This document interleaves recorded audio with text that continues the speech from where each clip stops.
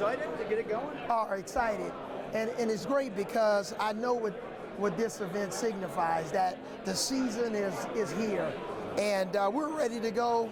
You know, fortunately, all of our players are healthy and they're getting better and better every day.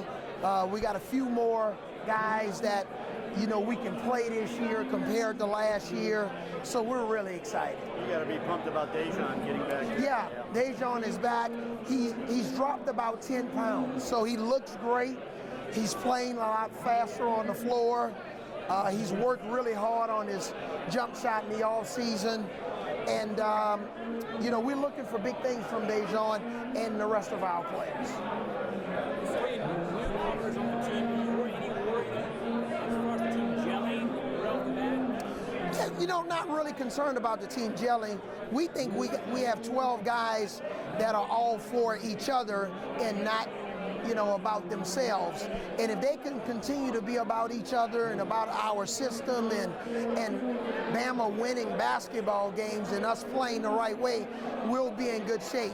We talk a lot about, you know, guys being humble and not being, you know, me-oriented, but being about the team. So if we can continue to stay on that track, everybody will, for the most part, play, and it'll be a great experience. Do you expect anything tentative about Dejan? Is it going to take maybe him getting in there and testing out everything?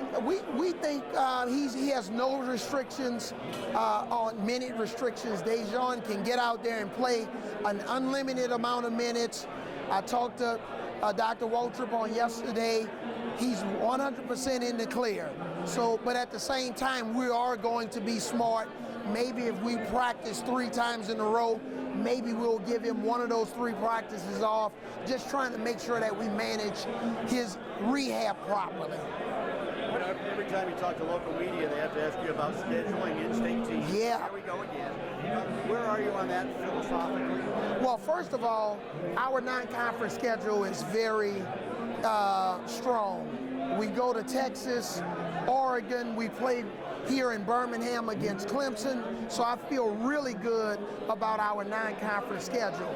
Obviously, you know, with some of the talk about us playing some of the other in-state schools, that's a decision for our athletic director and our president. I've already stated when I first got here that I don't mind playing anybody, but that's a little bit above my pay grade. I haven't risen to that level yet. So that's a question for our president and our athletic director. But in the meantime, we feel really good about our non-conference schedule. Avery, when you first got to Alabama, you were not shy about trying to go after some of the best recruits in the country. Now, and you know, you're mentioned with guys like in battles with Kentucky, Kansas, Duke, stuff like that. How has that process kind of taken shape over the 18 months or so that you've been here? We felt when we came and installed our program and changed the culture that no player was off limits. 4-star, 5-star, whatever. If it's a player that we're interested in, it doesn't matter who else is involved. We're going to go after them and try to sell our story. We're going to sell Coach Avery's resume, our coaching staff as a whole, the environment at Alabama, coming to play at Alabama, playing not only a collegiate system, but an NBA-style system, and have a chance to get a great education. So we don't feel anybody's off limits, no matter who else is involved. We're going to try to recruit the highest level player that we can to try to convince him to come to Alabama. And not just from in-state guys, but has the reception nationally or regionally, wherever you want to go, has it been pretty good? Yeah, you heard, you know, when you talk about or maybe hear about where we've been a little bit everywhere.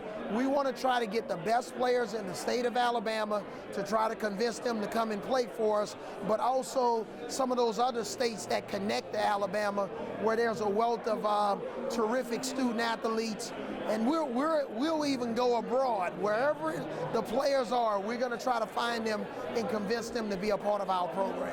And that non-conference schedule is certainly going to put to rest any controversy if you're on the bubble. I mean, you load up bubble, so that's only going to help you. And you know what? We really got close last year. We were on the bubble last year, and we beat 4 top 25 teams. That was very helpful. So a lot of the teams that we're playing are ranked. Texas is preseason ranked. Dayton at home, they're ranked. Clemson is right there on the bubble. Oregon is ranked in some polls 4th or 5th in the country. So we feel we put together a terrific non-conference schedule. The thing that we have to improve on as a conference in the SEC, we only have one team ranked in the preseason poll. We all have to do something about that.